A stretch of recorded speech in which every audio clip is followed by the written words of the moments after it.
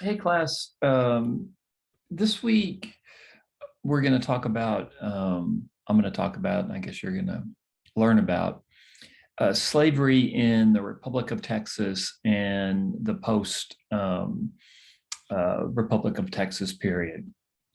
The issue of slavery in Texas has become pretty hot in Texas political culture in 2021.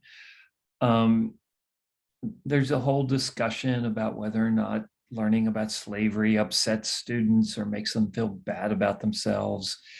The truth is that history in general, and I don't care if it's US history or the history of Russia or China or Mexico or Canada, there's it's often dark. History isn't a fairy tale. And I think a lot of folks want to use history to make them feel better about themselves, or history becomes very closely tied to identity. But let me just stress, I'm not here to make anyone feel bad about the past. I'm just here to teach you about the past, and what you do with that information is really up to you. I'm not going to monitor it. And the other thing I want to stress is in this class, I talk about bigger structures, systemic structures on hot issues such as slavery. And as Americans, we like to think of individualism. We like to think that we're all freestanding individuals. And we don't often like to think about big systems of structure or big structural systems. Um, and what I've been trying to make clear in this course, ever since we started talking about the introduction of slavery in terms of large numbers into Texas, into Mexican Texas in the 1820s, is that slavery was very much tied up into the global cotton economy. Cotton, as I've said many times, was the most valuable commodity on earth. And it was the oil of this period. There was just an insatiable global demand for cotton, especially in industrial areas such as England, France, Western Europe, and also the Northeastern United States. And so it's very important to remember that Texas cotton that was cultivated by slaves under very, very fierce conditions and inhumane conditions, that the buyers of this cotton were usually either, like I say, people from England or Western Europe, or folks from places like Boston, Providence, New York City. So what you have is that folks were globally implicated in the production of cotton and therefore the use of slave labor.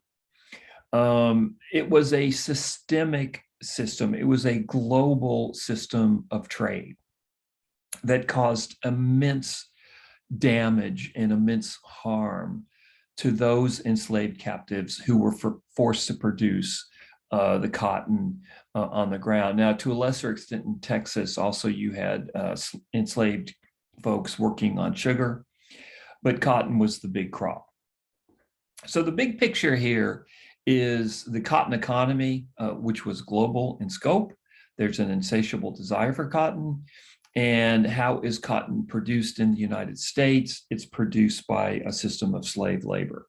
Now, in other countries, say Cuba, for instance, you had sugar, and sugar was produced by slave labor in Cuba.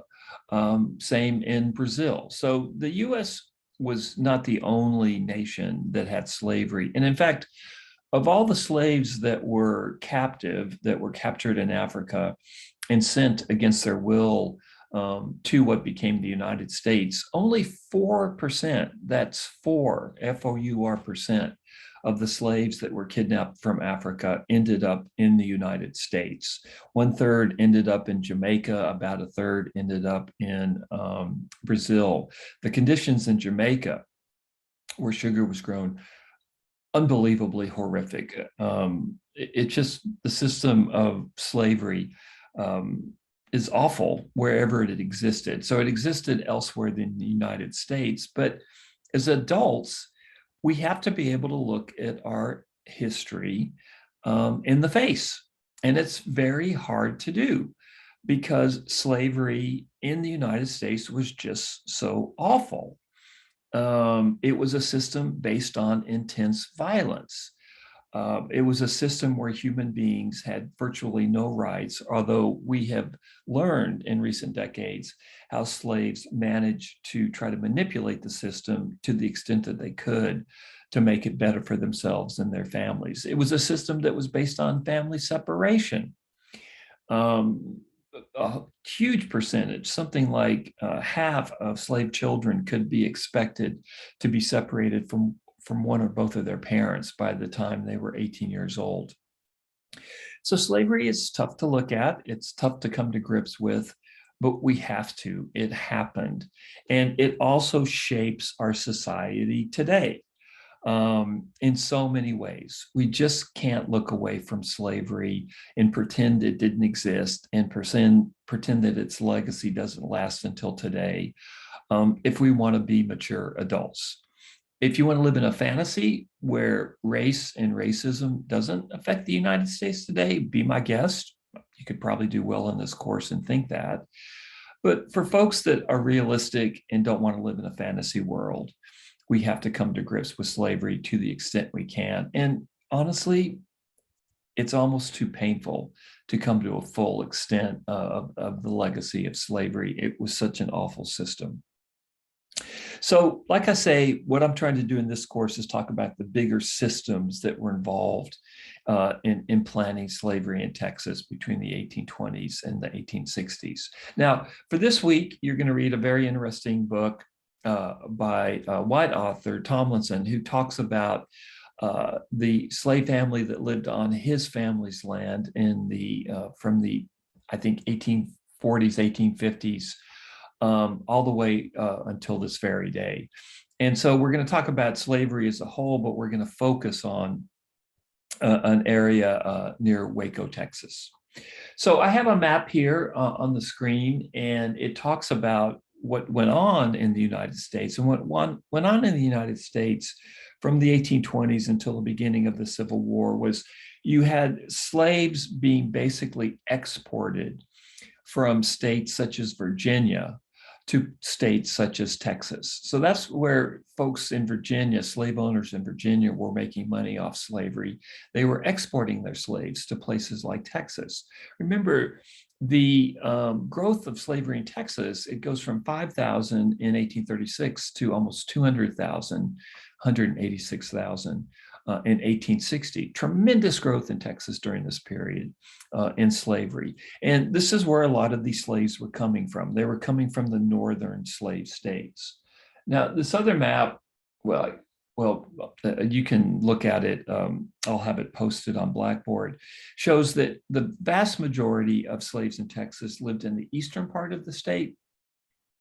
For every 30 miles you go west in Texas, you lose an inch of rain. And you could not grow cotton west of Austin without irrigation. And the reason for that is that west of Austin, there's just not enough rain to grow cotton.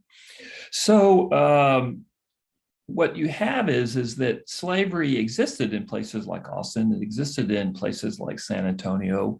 It was legal, but you just didn't have as many slaves in this area because you did not have as much growth in cotton in this area. And remember, cotton and slavery go hand in hand.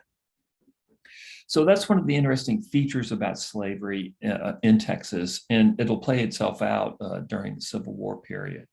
So with this series of lectures, I want to give students a better understanding of the larger system of the institution of slavery without trying to guilt trip any segment of the class, and just explained how this system worked. It was a system based on economics, but it was also a system that created immense pain and suffering.